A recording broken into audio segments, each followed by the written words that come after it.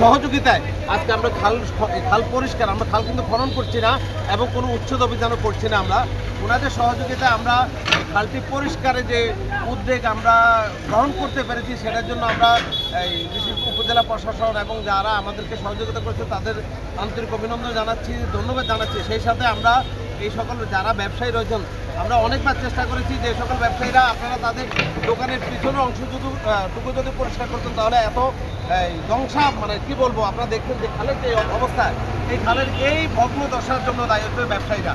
আমরা ওনাদের কাছে অনুরোধ করবো যে খালটি পরিষ্কারের পর আমরা কতটুকু পারি জানি না, আমরা চেষ্টা করছি, আমরা শুরু করেছি, আপনারা শেষ করবেন এবং আপনারা যেন কোনোভাবে যেন খালে ময়লা আবর্জনা ফেলে ভরাট না করেন। আমরা উপজেলা প্রশাসন এবং থানা পুলিশ সহ সকলের দৃষ্টি আকর্ষণ করব, তারা যেন পরবর্তীতে আমাদেরকে সাথে নিয়ে যেন যে কেউ যদি খালের পিছনে ময়লা ফেলে তাদের বিরুদ্ধে আইনগত ব্যবস্থা সহ জেল জরিমানা করার জন্য বিনয়ের সাথে অনুরোধ জানাচ্ছি।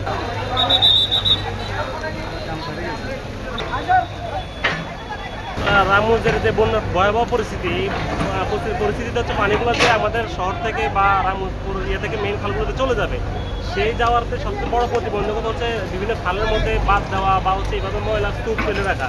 এটার কারণে হচ্ছে পানিগুলো নেমে যাচ্ছে না।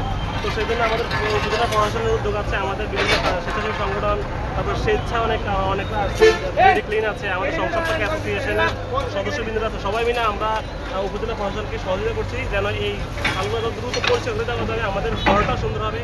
একই সাথে হচ্ছে বন্যা পানিগুলো দ্রুত শহর থেকে নেমে মেইন খালগুলোতে চলে এবং হচ্ছে আমরা দ্রুত এই বন্যার পরিস্থিতি থেকে আমরা সমাধান পাবো। পুরোটাই ময়লা আবর্জনা ভাঙাড় হয়েছিল।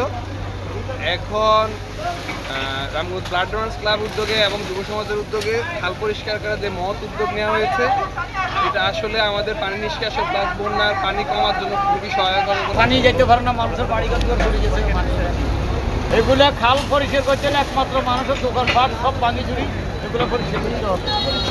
এভাবে কি পরিষ্কার হবে? এভাবে জীবনেও পরিষ্কার হবে না।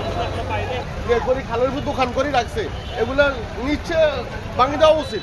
আমি মনে করি প্রশাসনের কাছে এগুলো বলা উচিত, করি উচিত, কথা বলছি আমরা যেমন সৌন্দর্য করে খালটা আমরা সঙ্গে ক্লিয়ার করা আমার মনে হয় সবচেয়ে বেটার হবে।